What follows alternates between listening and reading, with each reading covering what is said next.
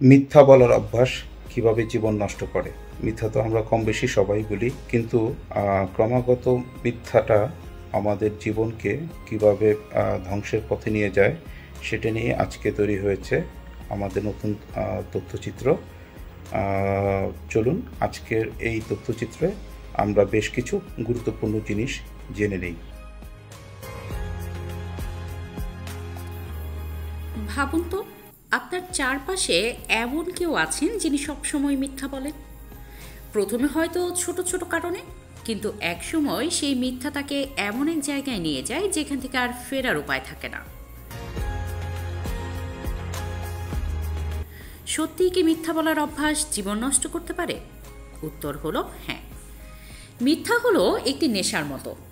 প্রথমে সহজ মনে হয় এতে হয়তো নিজের সমস্যা লুকানো গেল বা সাময়িক লাভ হলো, কিন্তু ধীরে ধীরে এই অভ্যাস আমাদের চরিত্র, সম্পর্ক আর বিশ্বাস সবকিছু ধ্বংস করে দেয়। একবার ভেবে দেখুন, যাকে সবাই অবিশ্বাস করে তার হাতে আর কী বা থাকে। শুরুটা হয় ছোট ছোট কারণে, যেমন পড়াশোনা না করার অজুহাত, কাজে গাফিলতির কথা লুকানো, বা বন্ধুদের সামনে নিজেকে বড় করে দেখানোর জন্য মিথ্যা বলা। কিন্তু এই ছোট মিথ্যা একসময় অভ্যাসে পরিণত হয়, আর যখন অভ্যাস হয়ে যায় তখন মানুষ সত্যকে ভয় পেতে শুরু করে। সবচেয়ে ভয়ঙ্কর ব্যাপার হলো, মিথ্যা বলে শুধু অন্যরা ক্ষতিগ্রস্ত হয় না, নিজেকেও ধ্বংস করে। কারণ আপনি যত বেশি মিথ্যা বলবেন তত বেশি আপনার ভেতরে অপরাধ বোধ আর অশান্তি তৈরি হবে।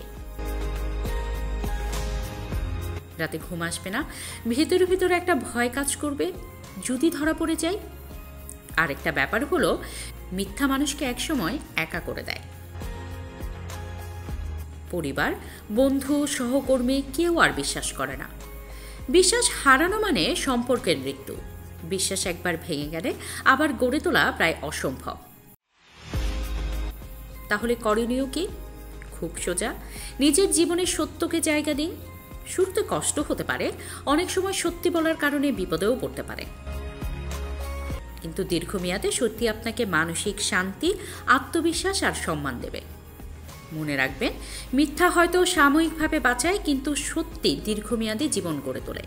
আর শেষ পর্যন্ত কারো কাছে নয়, নিজের কাছে সৎ থাকা সবচেয়ে বড় জয়।